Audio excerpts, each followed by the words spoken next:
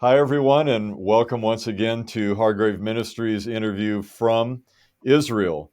Today, we are very honored and blessed to have with us from United Hatzalah, Shai Jaskcoll, and he is going to tell us about United Hatzalah, what they do, what they stand for, and hopefully convey to you the needs that they are facing right now with this war with Hamas that we are uh, 94 days into. And so thank you for being with us, Shai. Really appreciate it. And feel free to give an introduction and open your heart to the community here of about United Hatzalah.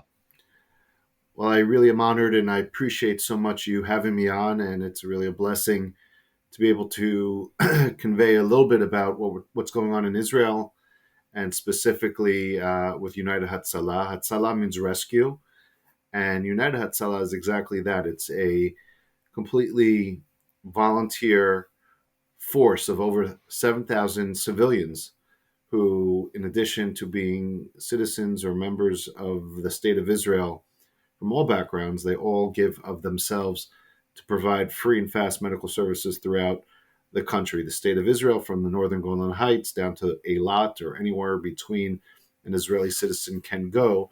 We have men and women from all backgrounds, all faiths, all levels of observance, of truly making a difference within seconds. Our founder and president of the organization is a gentleman called Eli Beer, who started this organization as a teenager and consolidated or collaborated to get literally 100 fragmentized, individualized rescue communal organizations to create one national, united organization approximately 18 years ago. So United Hatzalah in 2006, during the height of the Second Lebanese War, became a national first response medical emergency medical services organization to provide free and fast medical services, and that has continued to grow exponentially over the years and throughout many conflicts, wars, terror attacks, and tragedy, and has provided not only medical services here in house, we'll say in Israel, has also extended its professional, clinical, humanitarian aid throughout the world,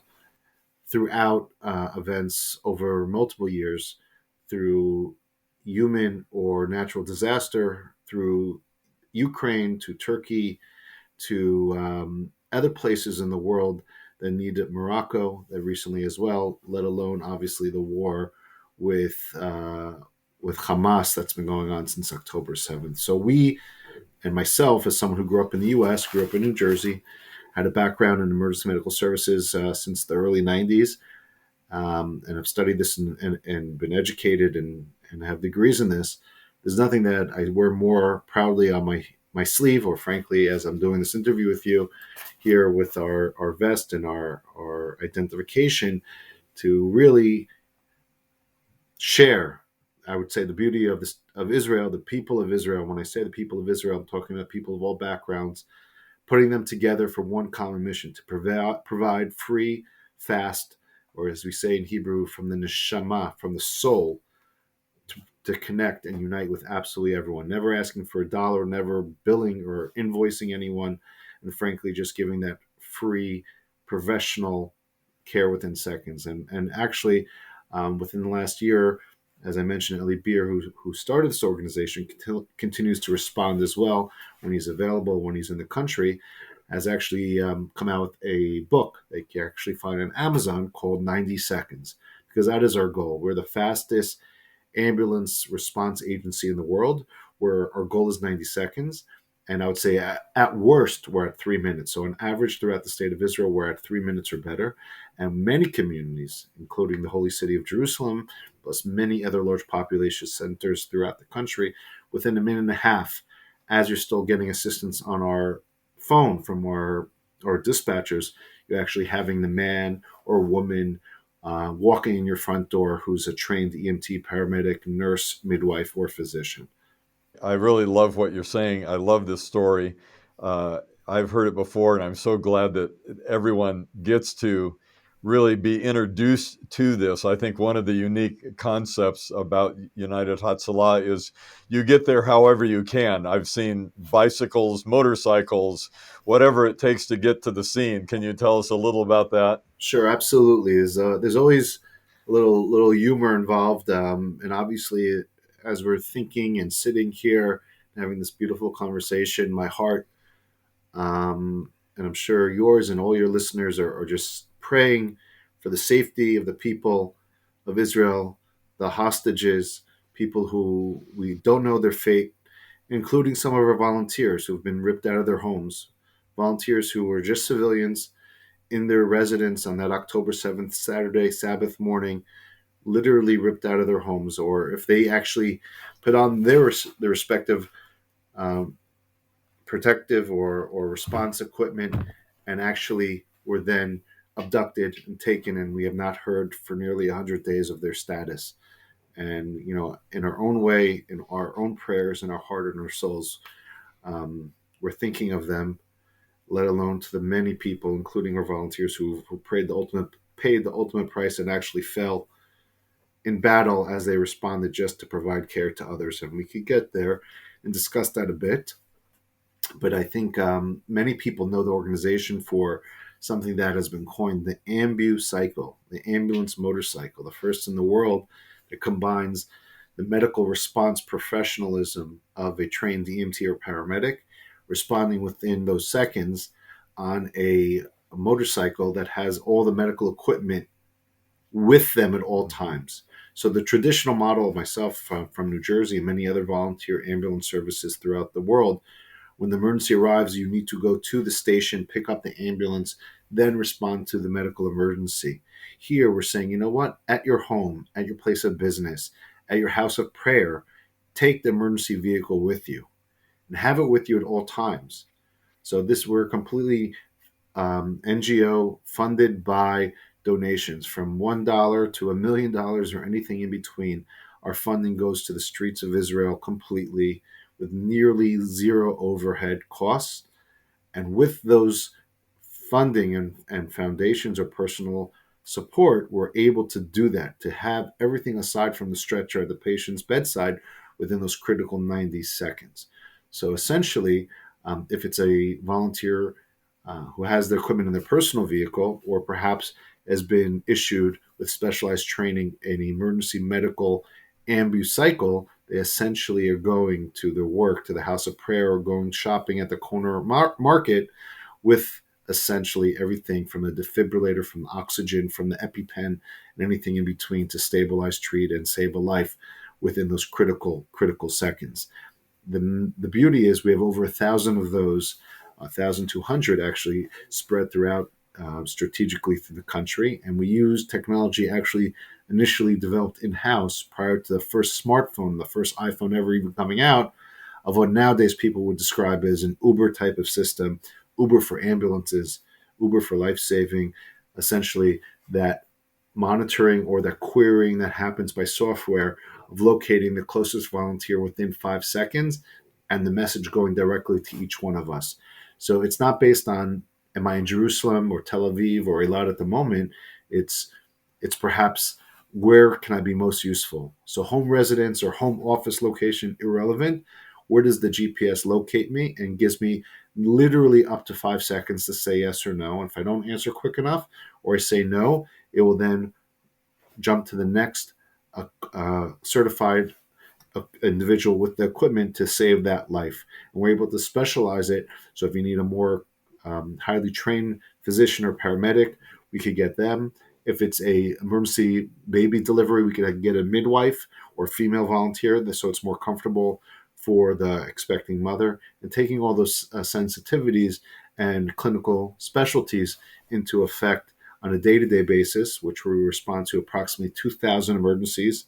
So this past year, we just finished with over 600,000 free and fast professional responses recognized by the Ministry of Health, by the State of Israel, by the Prime Minister's Office, and collaborating, working with the IDF, obviously the Israeli Defense Force, on October 7th, and obviously with the police, fire, and national ambulance transport service on a daily basis.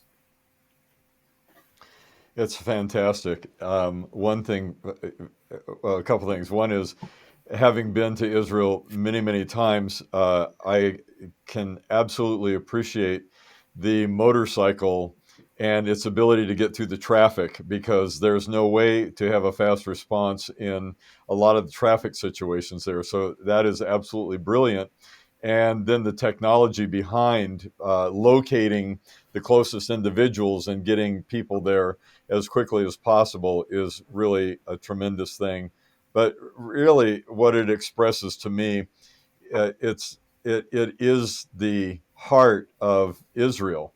It's the people of Israel. This to me is the way Israelis think. It's the way they relate to one another, to care for one another, to be there for one another, and especially during this time of the war with Hamas, the expression of being able to have those that are willing, just as volunteers, to put their lives on the line for soldiers, for others that are, on the border with Gaza or Lebanon, and to uh, give of yourselves to take care of people. I know some of what I've heard is that, you are right there on the front lines along with the soldiers as a part of what's transpiring now in Israel. Absolutely, and that's a wonderful point. I would also respectfully recommend, just either from our website or even as powerful or more from the personal stories, going on YouTube to United Hatzalah of Israel. And on that channel, you could see many of the personal accounts from that morning.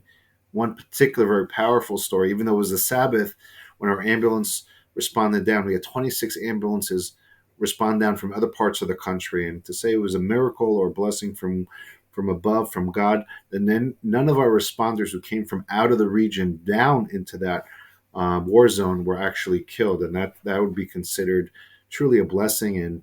And actually, there's a follow up book, early tip I'm giving to you and your readers. Just like 90 Seconds have come out over the last year or so. There's a book specifically coming out about some of these miracles and some of these magical stories from the Holy Land during those first days of the war. But not only did we have 26 ambulances respond down that morning of, and thank God none of those individuals were killed or injured physically, and obviously the mental health concerns we also addressed. One of the ambulances were blessed to have a camera on the front and back of that ambulance. And one of the Israeli news services has done a 22-minute video highlighting the response and the heroism of this particular ambulance. And we have it with with captions, and anyone could go free and see those the travels and the life saving and some of the very heartbreaking and hard decisions that had to be made. But just in numbers, I'm just looking over to my left. United Hatzalah over the first days of the war, we treated over 4,720 civilians and Wow. soldiers and children, and provided more than first aid to 2,710 with psychotrauma, the mental health first response, because we also have a professional team of social workers, psychologists, psychiatrists who respond initially to the scene as well, which is also pretty groundbreaking. Just from the evacuation component, once again, as a tertiary Mm. transportation service, which is not our primary mode, free and fast emergency response from the community is really what our primary focus is. But having the secondary ability, we were able to respond and transport over 1,250 people to hospitals by ambulance, by helicopters, and actually we had some individual paramedics who used their own vehicles and literally took the ill or injured people, many of them critically shot and bleeding or having life-threatening type of injuries, and drive them directly in their Hatzalah car right to the hospital because there was no ambulances available. We went through literally a year's worth of medical supplies within those first 48 Wow. hours, and are using the amount of support to provide everyone and anyone who could provide medical services with over 71 tons of medical supplies and humanitarian aid to the IDF and the residents of the South. And it's really, I would say, the blessing and the strength of humankind and people who have just just the soul, just the ability and desire to do good in the world.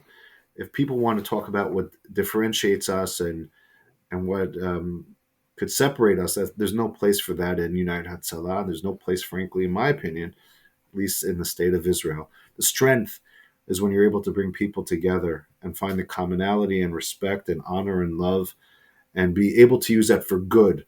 And when you put up separating uh, based on pick who differentiate us, and that's not who we are. Today I was walking down the steps in our headquarters, and literally a Muslim Arab, his name is Roman, from East Jerusalem, stopped along the way to provide condolences to a Christian Arab from Jaffa, Tel Aviv area, Samara, who lost recently his father, and myself as a religious Jew.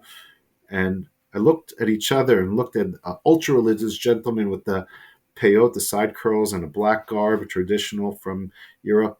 And I looked, and we're on the same staircase, wearing the same emblem, Star of David, and the emblem of United Hatzalah, and we're all part of the same team. We're part of the same mission.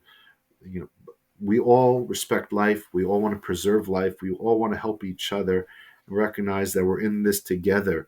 And even when I think back to those first hours of the war, that morning of October 7th on the Sabbath, one of our first, we had two volunteers who fell in battle that morning. The first one was a Christian Arab from Nazareth who was actually at the Nova Festival providing medical Mm-hmm. services.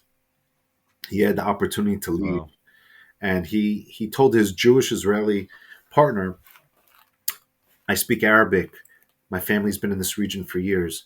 Yes, it's Hamas, but I'll be able to. They won't hurt me. I'm an Arab. I'm Arab. I'm speaking Arabic. I'll be fine." And he was executed just like anyone else who was Israeli.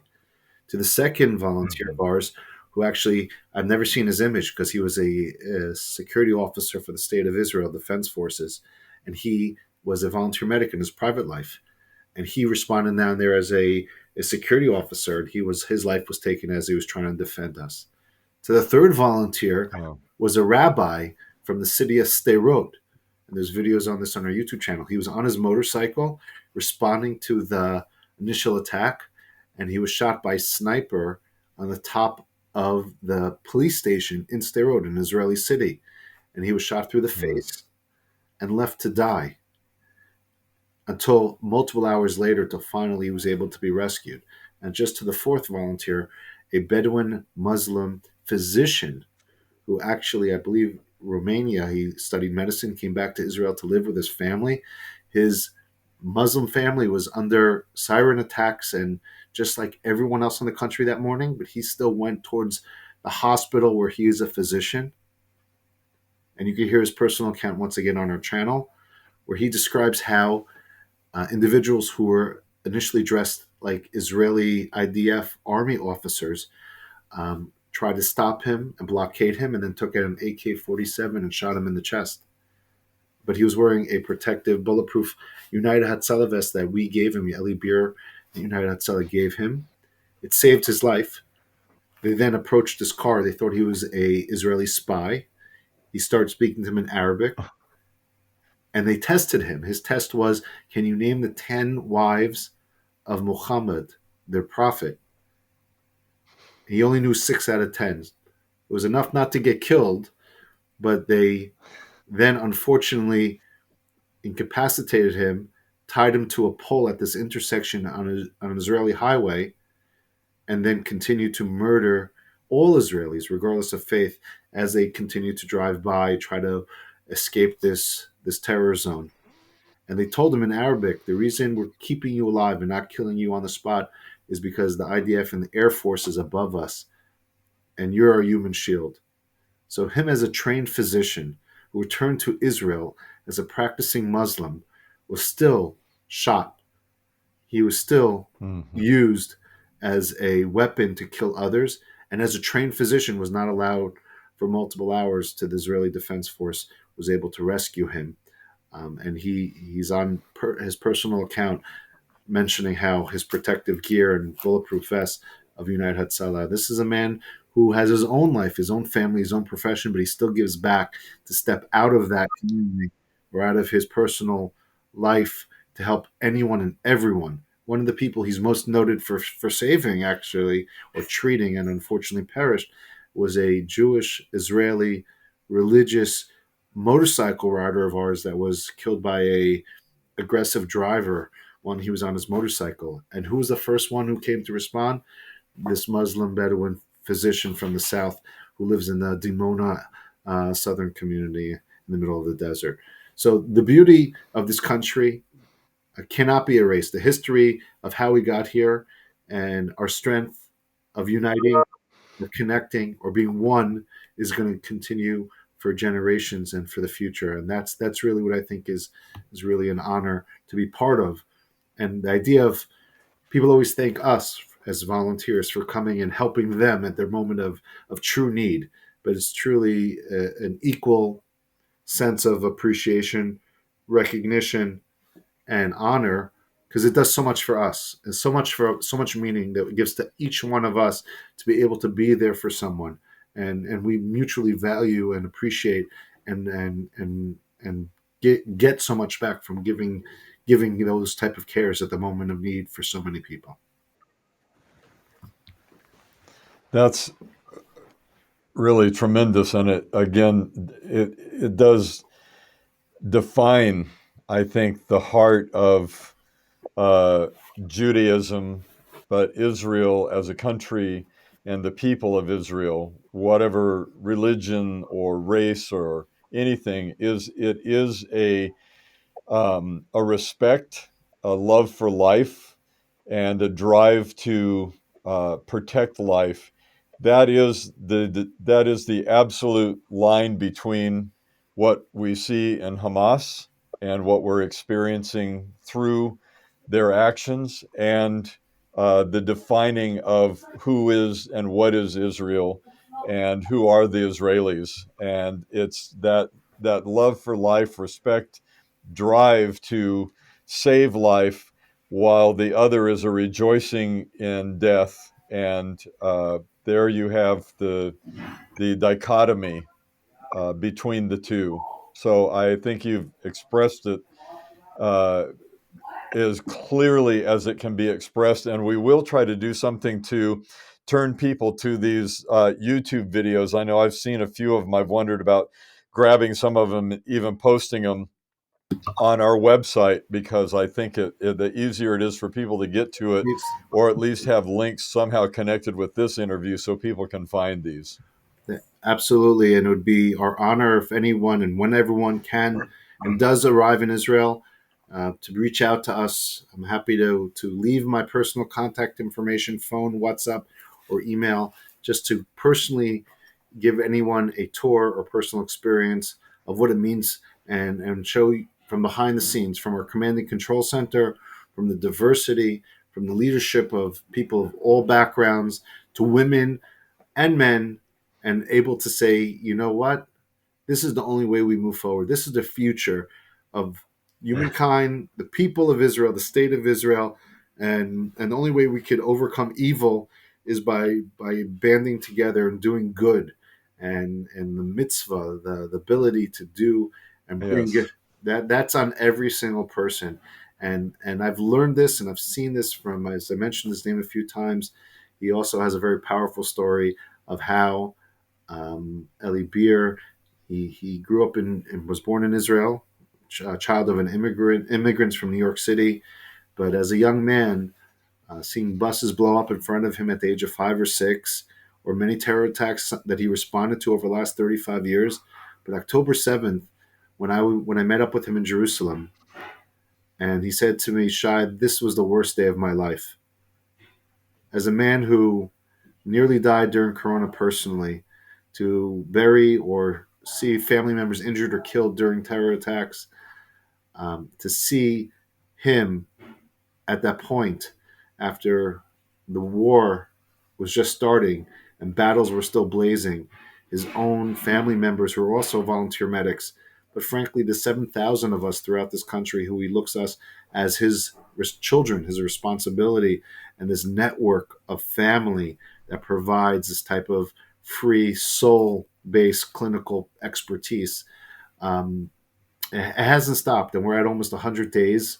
And these 100 days have just strengthened us. We just actually buried, unfortunately, a 24-year-old volunteer of ours yesterday, who was a army paramedic, and he's also been a civilian paramedic for us. So he was called in for reserve duty, and he fell in battle in Gaza. And we paid those final respects and honored him to provide support to the family and honor him at his funeral, his burial, and to honor his memory. And that's also a reason why we continue to do this.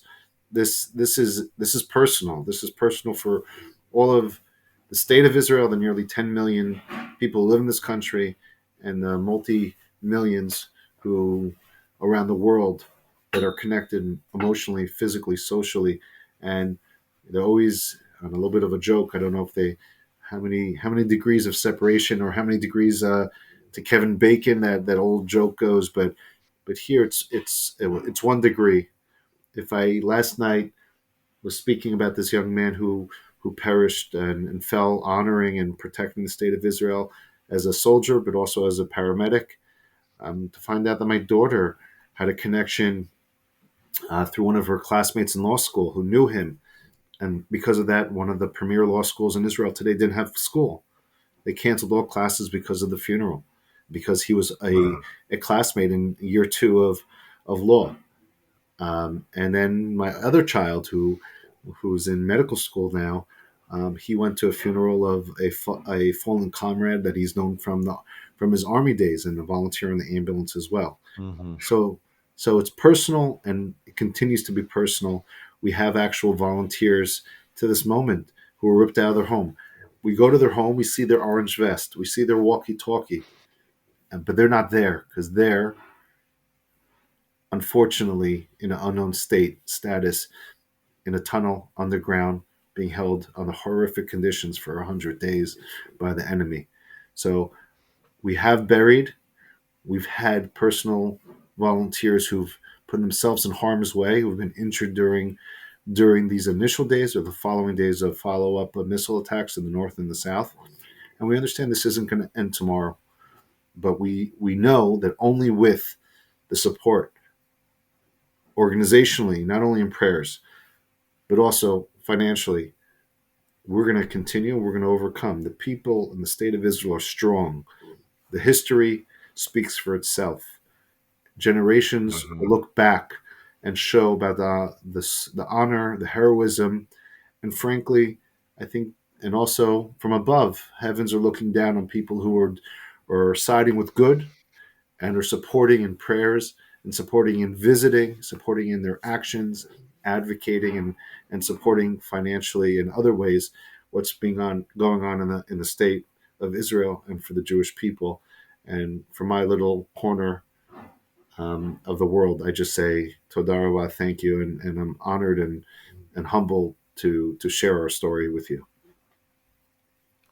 Well, thank you again, Shai. I just want to say to the community and all those watching, uh, Hashem is watching what is taking place. Uh, and I hope that the nations are watching what we're hearing here and what we're witnessing from the heart of Shai in this interview is the reason that God created a covenant with Israel, with Abraham, and gave us the Jewish people, because the Jewish people are a sign to the world. They're an example to the world that God wanted to present. They are a light to the world. And everything that is being expressed here by Shai about himself, about Israel, about United Hatzalah is proof of the fact that Israel and the Jewish people are a light that we can follow as the Apostle Paul said to those of us who are Gentile Christians, we are blessed to be grafted in to the faith of Abraham and to this heart. And we also want to become part of the light that we're being given an example of in this time with Shai. And I encourage you, become a part, donate through Hargrave Ministries, or just go to United Hatzalah, donate whatever you can to help to support them. The other thing I'd encourage you, just write them an email. Tell them how much you appreciate, how much this has meant to you to see and understand who they are, what they are doing. This is a very deep, meaningful interview, and I hope people really connect. I hope it changes your life, really. It has the power to do that. And so we give you, Shai, our hearts. We will be in prayer for you, for Amen. your family, Amen. Thank for all of those in United Hatzalah that you are so much. giving their lives for life. And we will continue to be with you and to be a part of what you're doing. And I'll take you up on that. If we can arrange a trip to Israel, I'm going to call you and Done. have you take me around and really experience this on another level. But thank you so much for your time this morning. Of course, with prayers and love from the Holy Land. We mentioned YouTube. Also, as you mentioned, reach out to us. Actually, pretty easy. It's just israelrescue.org. Israel Rescue, one word, .org. Right to our site. You can get to me. You get to hear what we're doing, and please let us know if you're honored and blessed to come. I'd love to meet you. I'd love to show you around and personally meet the beauty of United Hatzalah that engages and integrates with all parts of this wonderful country and does good and is helping to bring peace and will bring hopeful our people who have been taken back home and prayer for their loved ones and families, for those who have fallen. And we just look for a time where we're all able to be in this holy land under pleasant, happy, peaceful times. And we only could do that with the completion and connection with people as amazing as yourself and your ministry from across the world. So, Tada, Rabbi, thank you so much. Toda. Have a blessed upcoming Shabbat, and we believe for absolute shalom, Shalom. peace being given to us all, but especially to Israel, to the soldiers, to those you mentioned, even of United Hatzalah that are now hostages. We bring shalom, peace to them. May the presence of Hashem be with them Amen. and protect them and release them Amen. and give fulfillment to the purpose of what Israel is engaged in right now, which is bringing the hostages home and ending the reign of death that comes through Hamas. And we will not stop until we see that. Amen. And thank you. Blessings. Thank you so much again, Shai.